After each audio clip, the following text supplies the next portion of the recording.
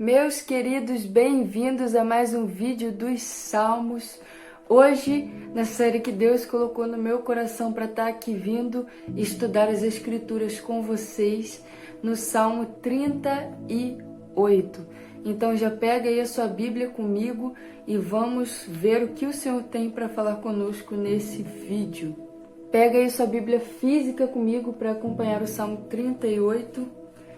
E como vocês já sabem, quem acompanha aqui o canal, que eu leio primeiramente o Salmo inteiro com vocês, depois eu venho comentando parte por parte no que o Senhor falou comigo naquele Salmo. Eu uso a versão Almeida Revista e atualizada, a versão ARA da Bíblia, que é a que eu costumo usar aqui com vocês nos vídeos. Então vamos lá, Salmo 38, acompanha comigo. Não me repreendas, Senhor, na tua ira, versículo 1. Nem me castigues no teu furor. Cravam-se em mim as tuas setas, e a tua mão recai sobre mim. Não há parte sã na minha carne, por causa da sua indignação. Não há saúde nos meus ossos, por causa do meu pecado. Pois já se levantam acima de minha cabeça as minhas iniquidades. Como fardos pesados excedem as minhas forças. Tornam-se infectas e purulentas as minhas chagas, por causa da minha loucura.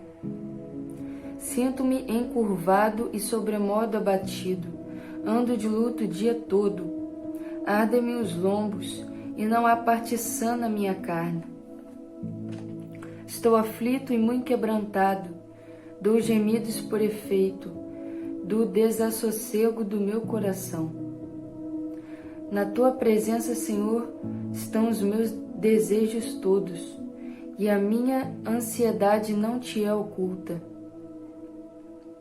Bate aceleradamente o meu coração, faltam-me as forças, e a luz dos meus olhos, essa mesma já não está comigo. Os meus amigos e companheiros afastam-se da minha praga, e os meus parentes ficam de longe.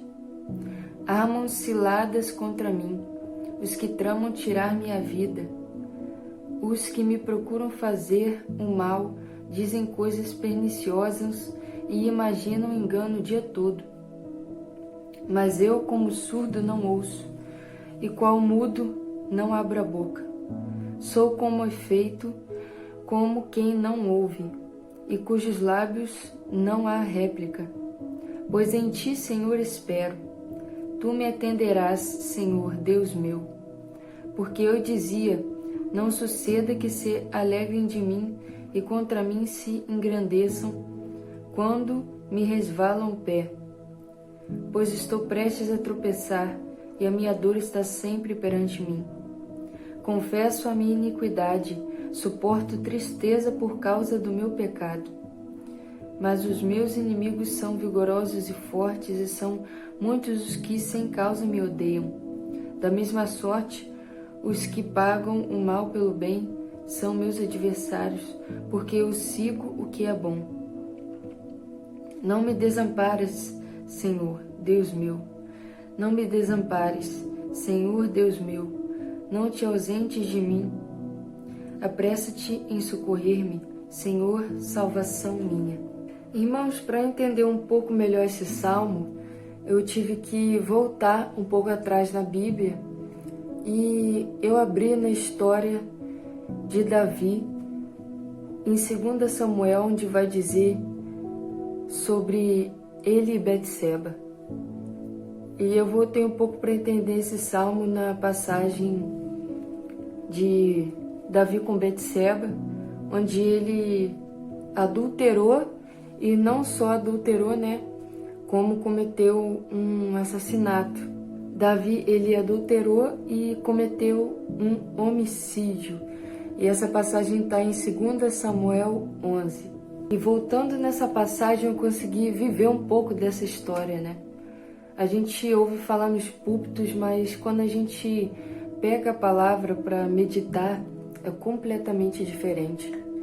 Aqui eu vi como Davi, né, ele estava no palácio dele e ele ia passeando, né, pela varanda do palácio e ele viu a mulher de Urias, que era Betseba, tomando banho e vai dizer que ela era muito formosa, muito bonita. E ele pediu para um servo dele falar quem que é essa mulher. E o servo dele explicou que era a mulher de Urias, o Eteu. E Davi ele se apaixonou por aquela mulher. E então Davi ordenou seus servos para que trouxessem aquela mulher para se deitar com ele. E aquela mulher, provavelmente, né, contra a própria vontade, porque Davi era rei e não podia, né, falar não para um rei, principalmente mulher, que não tinha muito valor naquela época. Ela foi tomada pelo rei à força, né, contra a própria vontade, e ela acabou engravidando do rei. E sabe, eu me coloquei no lugar dessa mulher por um momento. Eu fiquei pensando como que o coração e a mente dessa mulher não deviam estar, porque Davi, ele vendo que a mulher ficou grávida, ele foi lá e chamou o marido dela, que estava na guerra, de volta, né, para Jerusalém, para ele ir para casa. E vai dizer que Davi até disse, vai para casa, descansa e tal. Só que Urias, como era homem justo, disse, eu vou ficar em casa enquanto os meus parceiros, meus amigos estão na guerra no momento desse? Não, eu não vou. Ele deitou na porta do palácio, né, junto com os servos de Davi, onde eles dormiam lá, não sei, devia ter um aposento, né, só para os servos de Davi no Palácio Real.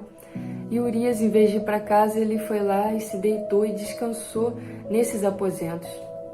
Davi, vendo isso, ele começou a se perturbar e ele foi lá e convidou Urias para um jantar. Então, nesse banquete, né, nesse jantar, Urias vai tomar lá um vinho e vai se embebedar e se alegrar, né, assim que falam, com o vinho. E ele vai se embebedar e Davi espera, né, que ele volte para casa depois disso, depois de bêbado, alegre, e a pessoa fica todo com aquela excitação. Mas Davi, ele vai quebrar a cara de novo porque Urias não vai voltar para casa. Urias novamente vai até aquele aposento e fica com os servos de Davi e não volta para casa.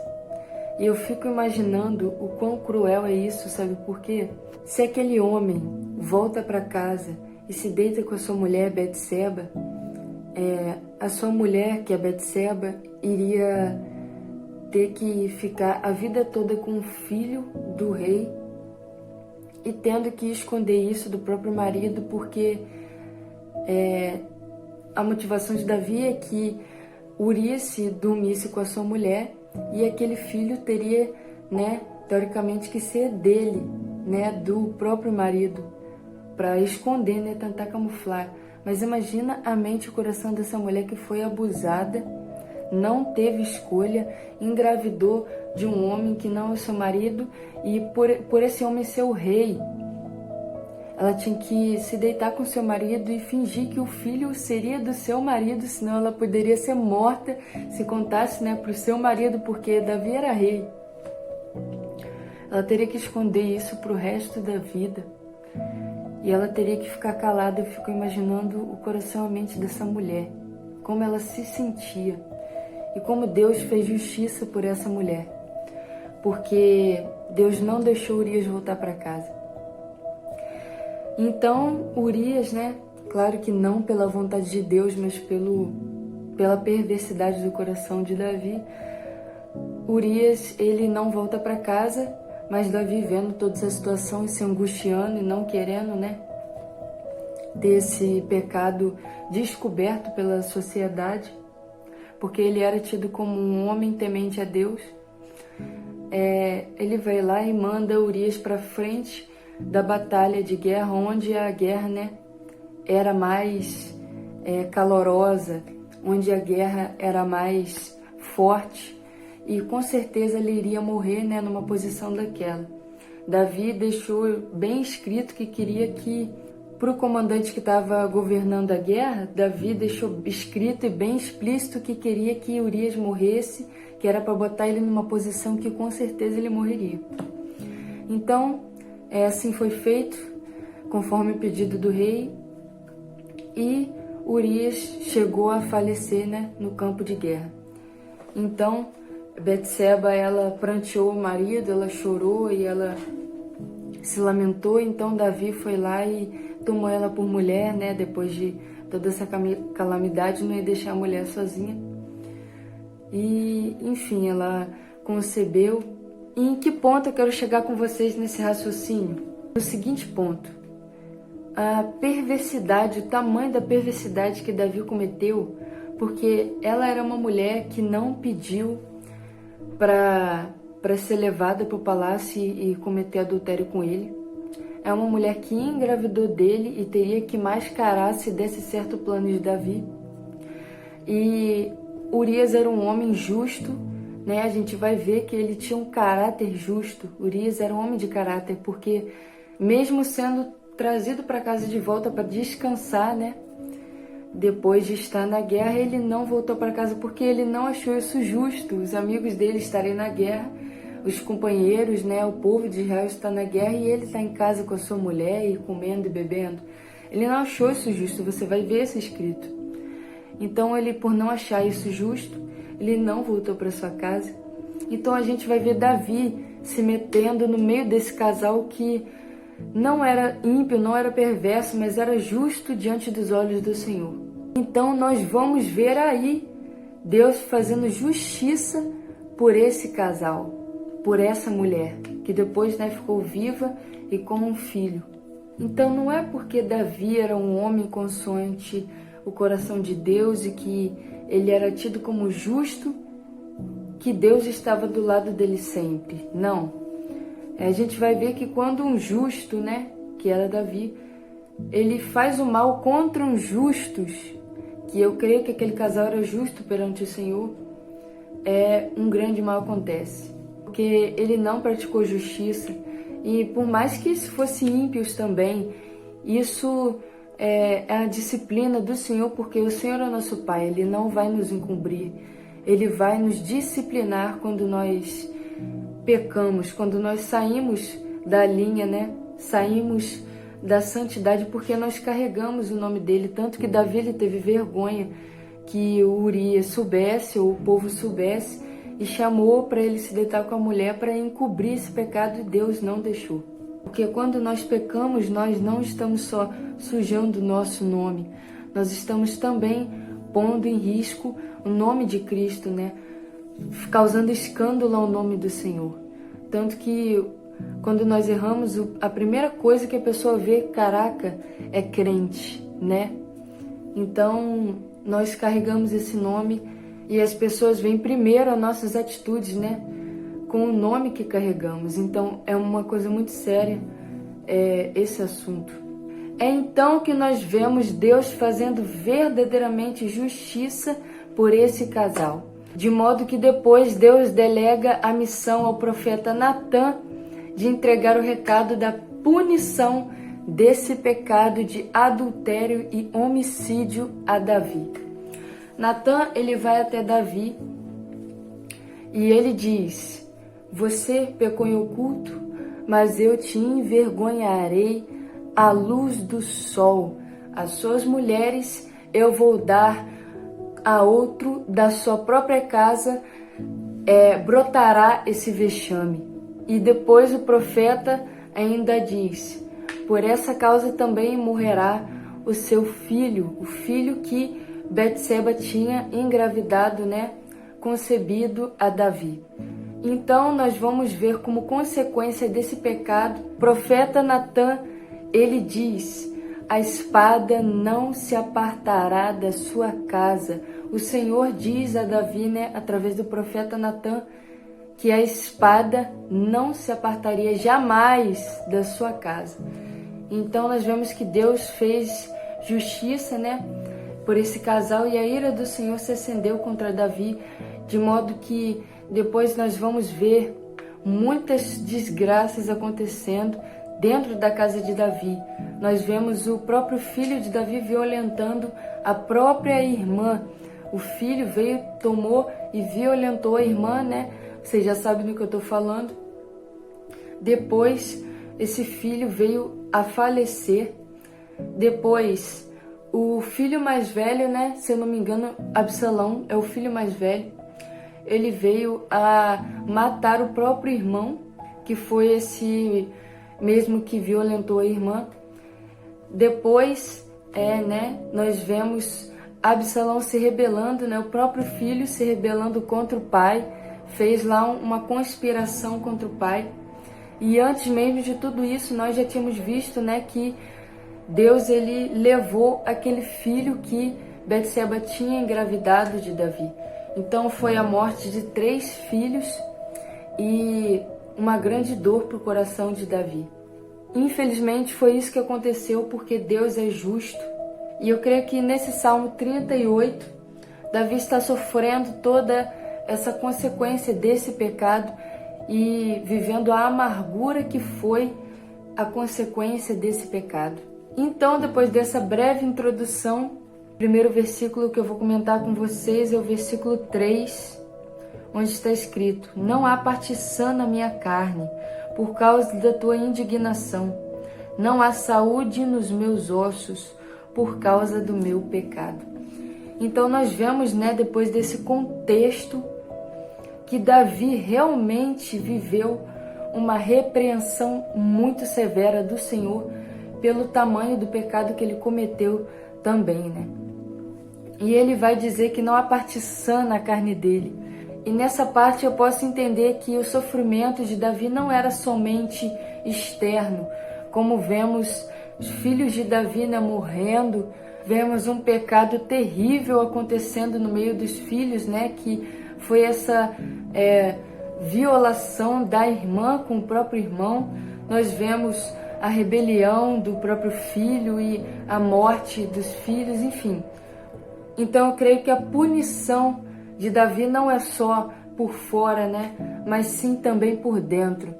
Eu consigo imaginar como a mente e o coração de Davi deveriam estar completamente angustiados e atribulados com toda essa situação e com o peso, também da morte de Urias, de uma forma assim perversa, como ele não deveria levar isso no coração e na mente dele. A culpa desse pecado não deveria realmente pesar na consciência de Davi. Por mais que Davi tivesse consciência de que foi perdoado, porque o profeta Natan, depois de entregar tudo essa mensagem da parte de Deus pesada e severa, ele disse, vai estar escrito, eu vou deixar a referência aqui para vocês, ele disse: contudo não morrerás, porque o seu pecado foi perdoado. Então, por mais que tudo aquilo acontecesse à casa de Davi, coisas muito pesadas, e a espada não iria se apartar, o pecado de Davi foi perdoado, mas a consequência do pecado iria permanecer. Amarrei o cabelo, irmãos, porque não estava aguentando mais, estava angustiado, o cabelo estava vindo para cima de mim, enfim. Dei uma amarradinha no cabelo, então não reparem. E a perturbação de Davi vai ser nítida aqui nesse versículo 8, 9 e 10. Estou aflito e muito quebrantado, dou gemidos por efeito do desassossego do meu coração. Na sua presença estão meus desejos e ansiedades. Bate-me excitado o coração e faltam as forças, e a luz dos meus olhos, essa mesma já não está comigo. Então aqui é o que eu disse, Davi está completamente perturbado. Mas uma coisa interessante que eu vejo nesse versículo, no versículo 8, 9 e 10, é no versículo 9, onde vai estar escrito: na tua presença, Senhor, estão os meus desejos todos, e a minha ansiedade não te é oculta. Ou seja, Davi tinha consciência de que por mais que ele tenha errado, por mais que ele tenha pecado, ele não deveria encobrir nada do Senhor. Ou seja, a intimidade de Davi com o Senhor ainda estava intacta. É nesse ponto que muitos servos do Senhor se perdem, porque quando a gente comete pecado, a nossa culpa é tanta que a gente não consegue chegar diante do Senhor da mesma forma, sabe? A gente se sente envergonhado, a gente se sente indigno. E nesse versículo está revelado que Davi, ele não se deixou intimidar de modo que ele interrompesse o relacionamento dele com o Senhor, mas ele sim chegou diante do Senhor e fez conhecidas todas as suas angústias. Por mais que era o Senhor, ele tinha consciência de que era o Senhor que estava punindo ele, que ele estava sofrendo por causa do próprio pecado. Ele não deixou de ter relacionamento com o seu Deus. Isso é uma parte muito importante, porque o diabo muitas vezes usa a acusação para tirar a nossa intimidade. E Davi aqui, ele deixou bem forte a sua intimidade, não se deixou levar pela culpa, porque ele tinha consciência de que já tinha sido perdoado, mas sim ele chegava na presença do Senhor e ele declarava ao Senhor tudo que ele estava sentindo e passando. Isso sim que é uma intimidade fortificada com raiz. Nós podemos tirar esse ensinamento desse versículo 9. Versículo 18. Confesso a minha iniquidade, suporto tristeza por causa do meu pecado. Então, nesse versículo 18, nós podemos ver também, com base em tudo que eu expliquei para vocês, de que se nós pecarmos, mesmo nós confessando arrependidos, nós sofreremos a consequência desse pecado. Porque Davi, ele cometeu um pecado gravíssimo, ele está sofrendo consequências gravíssimas. Claro que não há distinção de pecado, mas há diferença de punição, sim. Nós vemos isso nessa história. Então, devemos tomar cuidado, não devemos ser levados pelo sofisma de que se pecarmos o Senhor perdoa e não vai ter consequência. Isso é um pensamento erradíssimo. Nós, principalmente, conhecedores da palavra, porque no tempo da ignorância, realmente, nós estávamos na ignorância, mas Davi aqui, ele tinha a luz de Deus, ele estava pautado em Deus já, não na ignorância. Então, ele sofreu consequências gravíssimas. Quando nós não somos ignorantes no Senhor, nós temos conhecimento de Deus, o nosso pecado ele tem um peso muito maior, porque não somos ignorantes, porque Deus está escrito na sua palavra que Deus não leva em conta, em consideração o tempo da ignorância. Mas quando nós somos conhecedores, Deus leva sim em conta, e nós vemos nessa história que sim, Davi ele sofreu muitíssimo a consequência do seu pecado, por mais que ele foi perdoado. Mas Davi, assim como está também escrito nesse versículo 18, ele sofreu as consequências e a tristeza do seu pecado. Confesso a minha iniquidade, suporto tristeza por causa do meu pecado. Então Davi ele tinha consciência. Então devemos ter cuidado, devemos confessar o nosso pecado, porque também nós sofremos muito quando não confessamos. Devemos confessar nossos pecados e devemos ter cuidado para não cometermos pecados perante o Senhor, porque Deus está com os olhos abertos à nossa vida e cada atitude que nós tomamos, ainda mais sendo conhecedores da palavra, e nosso pecado será perdoado sim, mas nós sofreremos essa consequência. E não deixe também o diabo te acusar com culpa, de modo que abale a sua intimidade com Deus, porque se você se arrepende verdadeiramente, Deus sabe que você se arrepende. Por mais que você vá sofrer a consequência do pecado, Deus sabe que você se arrepende. Então não é porque nós estamos no Senhor que nós temos carta branca para pecar, porque nós vamos ser perdoados. Negativo.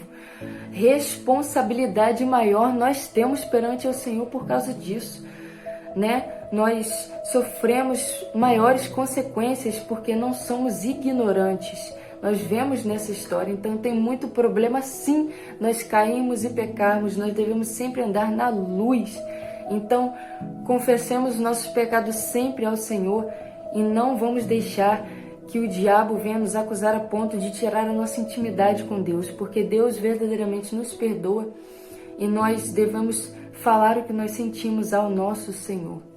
Então, guarde as suas vestes, vigie para não cair e mantenha um relacionamento sempre, em qualquer circunstância, forte com o Senhor, deixando o Senhor conhecer seus pensamentos e sentimentos em toda e qualquer circunstância, como Davi, Quando ele estava andando, certo perante o Senhor, e quando ele estava andando, de um modo errado, ele sempre, qualquer circunstância, ele mantinha o seu relacionamento com o Senhor vívido e na luz, de modo que o Senhor sempre conhecia os pensamentos e sentimentos de Davi e ele foi perdoado porque ele se arrependeu.